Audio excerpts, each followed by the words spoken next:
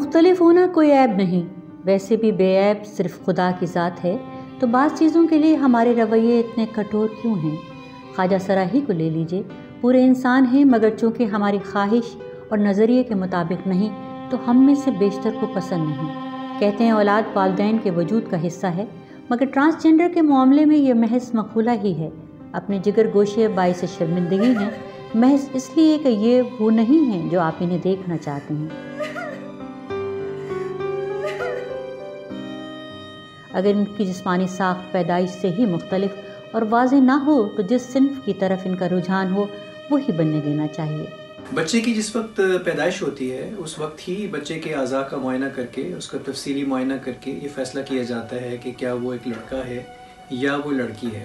بہت کم بچے ایسے ہوتے ہیں، کوئی 1000 میں سے کوئی ایک بچہ ایسا ہوتا ہے جس کی پیدائش کے وقت اس کے معائنہ کے اوپر یا اس کی ساخت کو دیکھ کے اور اس کے اعضاء کو دیکھ کے یہ فیصلہ فوری طور پر نہیں کیا جا سکتا کہ کیا یہ لڑکا ہے یا لڑکی ہے۔ لہٰذا اس بچے کے مختلف ٹیسٹ ریکوائرڈ ہوتے ہیں، جس پہ خون کا نمونہ ضروری ہوتا ہے، الٹرا ساؤنڈ ضروری ہوتا ہے اور ایک دو اور چیزیں، جس میں یہ فیصلہ کبھی کبھار 3 4 5 دن لگ جاتے ہیں کرتے ہوئے کہ اس بچے کو کون سا جینڈر اسائن کیا جائے، اس کو لڑکا کہا جائے یا لڑکی کہا جائے، تاکہ اس کے مطابق والدین اس کی پرورش کر سکیں۔ والدین کی شفقت، اعتماد اور ان کی تعلیم پر توجہ ان کی شخصیت بہتر بنا سکتی ہے۔ کم فہمی کی بنا پر معاشرے میں ان کی تذلیل اور ہتک کا آغاز ان کے اپنے گھر سے ہی شروع ہوتا ہے۔ گھر والے انہیں باعث شرمندگی اور عضو معطل سمجھتے ہیں جسے وہ کاٹ کر پھینک دینا چاہتے ہیں، اور معاشرہ بھی دل کشادہ نہیں کرتا، حالانکہ خالق نے بنایا ہے تو غلط تو ہو ہی نہیں سکتا۔ ماں باپ کی طرف سے دھتکارے جانے کے بعد زندگی ان پر تنگ ہو جاتی ہے، اور زندگی کا سلسلہ برقرار رکھنے کے لیے یہ جس اذیت سے گزرتے ہیں یہی جانتے ہیں۔ بغیر تعلیم و ہنر اور شفقت و محبت کے کرب و الم اور زیادتی کا یہ سلسلہ سب برداشت نہیں کر پاتے، ٹوٹ جاتے ہیں یا پھر زندگی کے نام پر مذاق بن جاتے ہیں۔ ایسے میں خواجہ سرا کمیونٹی ہی ان کا واحد سہارا ہوتی ہے۔ اس سہارے کی معاشرتی حیثیت بھی آشکارا ہے۔ یہ یہیں کے ماحول میں خاندان کا پیار، شفقت اور محبت ڈھونڈتے ہیں۔ یہ دلوں کے رشتے بھی بنا لیتے ہیں، مگر جو دلوں کے رشتے ہیں وہ بنتے نہیں، کیونکہ یہ گھر والوں کے جسم کا حصہ تو ہیں، ان کے دل کا نہیں۔ عید، شبرات، خوشیوں کی گھڑیاں، غم کے لمحے، کسی کو ان کا انتظار نہیں۔ مکمل خاندانوں کے باوجود یہ نہ تو باعث رحمت ہیں نہ باعث راحت۔ میں مورت ہوں سو صورت ہوں، میں کتنی حسین بدصورت ہوں، میں اپنی ماں کی چاہت ہوں، میں اپنے باپ کی تہمت ہوں۔ کہوں کس سے میں کہ کیا ہے، شب غم بری بلا ہے۔ ٹرانسجنڈر میرے خیال سے جو ہے وہ آئیڈینٹی جو کہ ہمارے معاشرے کے لیے ڈیفرنٹ ہے، ہم معاشرے سے ڈیفرنٹ ہیں، تو کسی بھی مقام کے اوپر اس کی اس طریقے سے ایکسیپٹنس نہیں ہے، کیونکہ ہم معاشرے کی سوچ کو چیلنج کر رہے ہیں۔ ایک سروے کے مطابق ملک میں تقریباً 12,000 ٹرانسجنڈر ہیں۔ تعلیم، ہنر اور سماج میں عدم قبولیت کی بنا پر زندگی ان پر تنگ ہو جاتی ہے، اور یہ جینے کے لیے عموماً ناچ گانے اور بھیک مانگ کر گزارا کرتے ہیں۔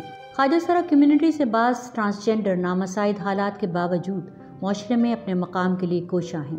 2018 کے الیکشن میں 13 ٹرانسجنڈر نے حصہ لیا۔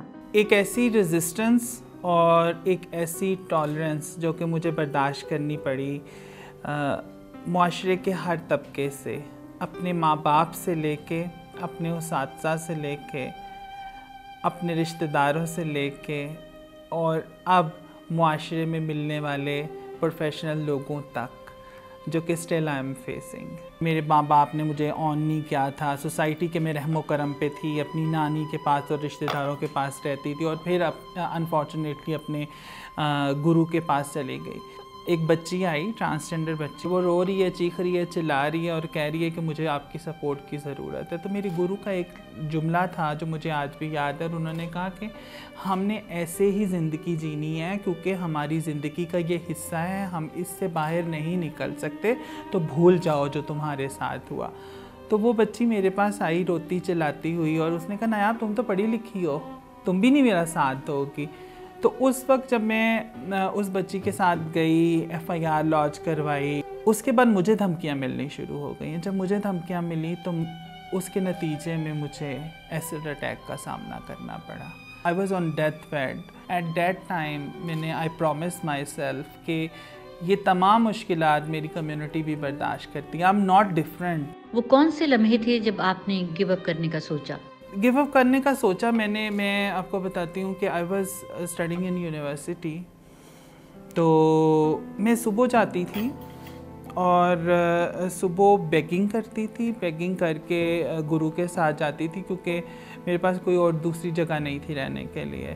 اور بیگنگ کر کے پھر میں اپنی یونیورسٹی جاتی تھی. اور جب میں یونیورسٹی جاتی تھی تو مجھے بلنگ کا، ہراسمنٹ کا سامنا کرنا پڑتا تھا میری آئیڈینٹی کی وجہ سے.